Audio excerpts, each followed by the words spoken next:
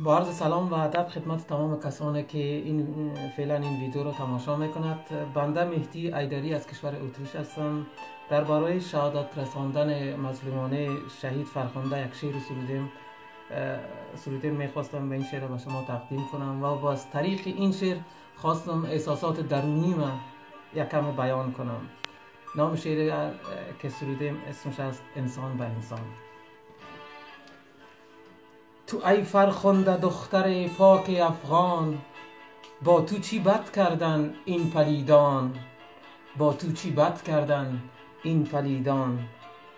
میان آن همه وحشی نه انسان، چی ناله می کشیدی از دل و جان، چی ناله می کشیدی از دل و جان. تو می گفتی که من کار نکردم، تو می گفتی که من کار نکردم. منم انسانم و دینم اسلام، منم انسانم و دینم اسلام. آن یکی دیگر می گفت الله اکبر، این دختر گشته کافر، این دختر گشته کافر. بزن با سنگ و مشت بر آن پیکر، این دیوانه های عاق پدر و مادر، این دیوانه های عاق پدر و مادر. تو گویی هر کدام قاضی اند، با ثبوت ها و شواهد حکم صادر می کنند، با ثبوت و شواهد حکم صادر می کنند.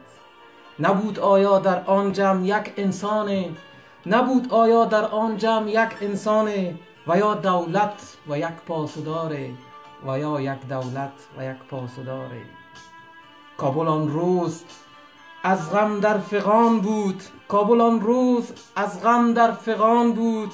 دلش از آن همه نامردان سیاه بود، دلش از آن همه نامردان سیاه بود.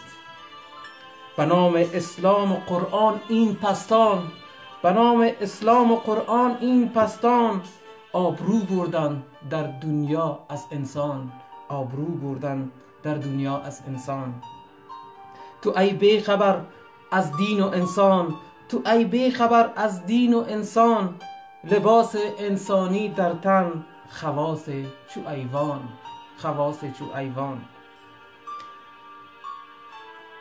نکرد هیچ ایوان مثل شما به ایوان، ندید چنین جهالت انسان در جهان. تو ای فرخنده شهید پاک اسلام، گرچی بسوختی در آتش جهل وحشیان، گرچی بسوختی در آتش جهل وحشیان. تو فریادی بودی در قلب کابل، تو فریادی بودی در قلب کابل. برای زنهای فرخنده نامان، برای زنهای فرخنده نامان.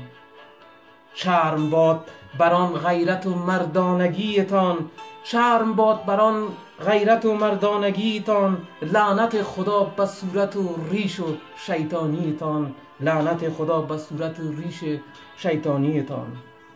دلم از این نامردان در فغان است، دلم از این نامردان در فغان است. سرم چون مردم چون کمان است، سرم چون مردم در کمان است. اگر مردی این بود خدایا، اگر مردی این بود خدایا.